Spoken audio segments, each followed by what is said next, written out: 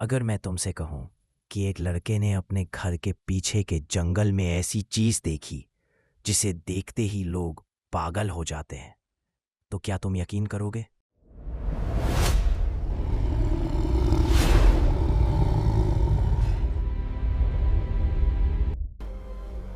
मैं आज भी बहुत साफ याद कर सकता हूँ उस रात को। नींद अचानक टूट गई। कोई आवाज नहीं, कोई हलचल नहीं, बस एक मौजूदगी, जैसे किसी ने मेरे कान के बिल्कुल पास आकर धीरे से फुसफुसाया हो, उठो। मैं बिस्तर से उठा और नीचे जा पहुंचा। बैकयार्ड का दरवाजा खुला था कि अंदर एक अजीब सी सहरन भर दे। और फिर वो फ्रेम आज में बसा है। बैकयार्ड हल्की नीली चांदनी में डूबा हुआ और उसके पीछे काला ठोस एकदम स्थिर जंगल। एक भी पत्ता नहीं हिल रहा था, हवा तक नहीं चल रही थी। मैं थोड़ा आगे झुका, पेड़ों के बीच झांक कर देखने लगा, और तभी बहुत दूर दो पेड़ों के बीच मुझे एक सफेद सा शेप दिखा। वो चल नहीं रहा था, रेंग नहीं रहा था, बस झूल रहा था, धीरे धीरे। हवा बिल्कुल नहीं थी, फिर भी वो हवा में लहरा रहा था। मैंने पलकें झपकाईं और वो गायब, जैसे वहां था ही नहीं। अगली शाम जब मैं दूसरे कमरे में था, अचानक मेरे कुत्ते की आवाज आई। वो न भौंक रहा था न रो रहा था, वो गरज रहा था, एक गहरी डरी हुई गरज जो मैंने उससे पहले कभी नहीं सुनी थी। उसका फर खड़ा था, शरीर कड़ा, और उसकी नजरें सीधे बाहर के अंधेरे पर टिकी थीं।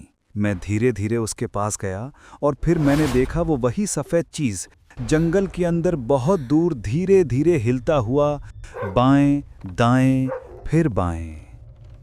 काली रात में जैसे कोई धीमी लहर तैर रही हो। अचानक कुत्ते ने एक तेज चीख निकाली और वहीं गिर पड़ा। उसका पूरा शरीर कांप रहा था। मैंने उसे उठाया, पर मेरी बाहों में भी वो घंटों कांपता रहा। 2 रात बाद करीब 2 बजे फिर वही बेचैनी उठी। मैं नीचे गया और बैकडोर फिर वैसा ही थोड़ा सा खुला मिल गया, पर इस बार वहां कुछ और था।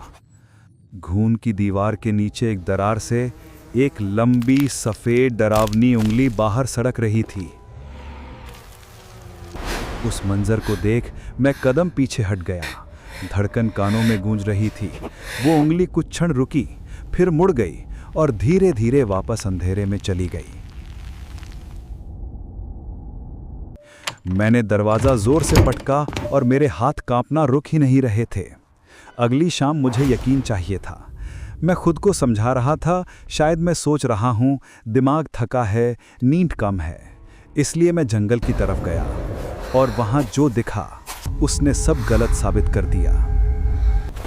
मिट्टी में लंबे फुटप्रिंट्स थे, इंसान जैसे नहीं। उनके साथ मिट्टी में एक लाल ड्रैग मार्क सीधे जंगल के काले हिस्से में जाता हुआ, जैसे किसी को घसीट कर ले जाया गया हो। अचानक मेरी गर्दन पर ठंडी हवा लगी, पर ऊपर पेड़ हिले भी नहीं। और तभी जंगल के अंदर से एक धीमी आवाज आई। ये हवा नहीं थी, ये जानवर नहीं था। बहुत ऊपर एक पेड़ की ऊंची शाखा पर वो बैठा था, सफेद, पतला, अजीब रूप से लंबा। उसका सिर मेरी तरफ झुका हुआ और आंखें नहीं, 2 गहरे काले गड्ढे, खाली, सूने, डरावने। और मेरे दिमाग में एक आवाज गूंजी, इसे मत देखो। मैं भागा, बहुत तेज भागा, अपने कमरे तक। उस रात नींद की बात छोड़ो, मैं पलक तक नहीं झपक सका। और फिर टप, खिड़की पर एक हल्की दस्तक। मैं मुड़ा और मेरी सांस रुक गई और मेरा शरीर जैसे जम गया और मैं हिल भी नहीं पाया। वो चेहरा धीरे धीरे कांच पर और चिपकने लगा। वटा पीछे से खिंच रही थी, जैसे कोई उसे धक्का दे रहा हो अंदर आने के लिए। मैंने पूरी ताकत लगाकर अपनी नजरें हटाईं और पीछे हट गया। जैसे ही मेरा ध्यान टूटा, वो चेहरा अचानक गायब हो गया, जैसे वो कभी था ही नहीं। सिर्फ खिड़की पर लंबे काले उंगलियों के निशान बाकी थे।